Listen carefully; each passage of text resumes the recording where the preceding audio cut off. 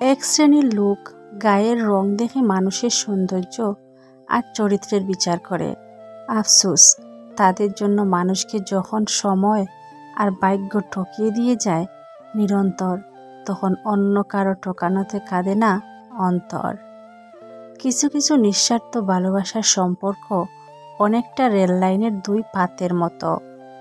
বহুদূর পর্যন্ত তারা পাশাপাশি যায়, কিন্তু কখনোই তারা এক হতে পারে না।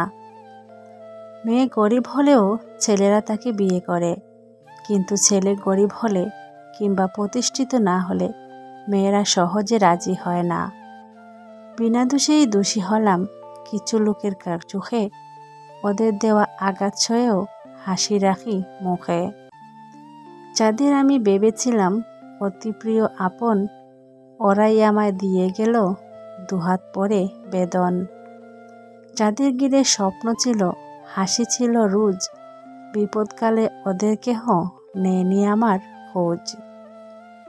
উঁচু নিচু ভেদাভেদে পিষ্ট হলাম আমি, সংখ্যাহীন এ জীবন যেন বিরান মরুভূমি। অবশেষে বুঝতে পারি সবই অভিনয়, হতাশ ভরা এই জীবনে ভুলই পরিচয়। এই শহরে ভালোবাসা দিয়ে কুকুর বিড়ালকে পোষ বানানো যায়, কিন্তু এই শহরে ভালোবাসা দিয়ে মানুষকে পোষ বানানো যায় না। অহংকার আর হিংসা ত্যাগ করো, কারণ তুমি এই পৃথিবীর অতিথি, মালিক নয়। সব হারিয়ে যদি মনে হয় তুমি নিঃস্ব, তাহলে মায়ের কাছে এসে বসো, ফিরে পাবে সারা বিশ্ব। সবার কাছ থেকে বারবার ঠকার জন্য আপনি নিজেই দায়ী।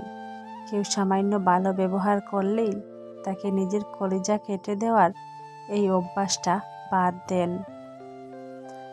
এত লো কোয়ালিটির কলিজার দরকার নেই, একটু দাম বাড়ান, দেখবেন ভালো থাকবেন।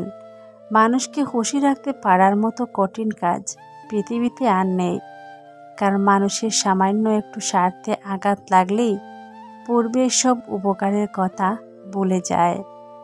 মিথ্যাকে ছড়িয়ে দেওয়া যায়, কিন্তু প্রতিষ্ঠিত করা যায় না।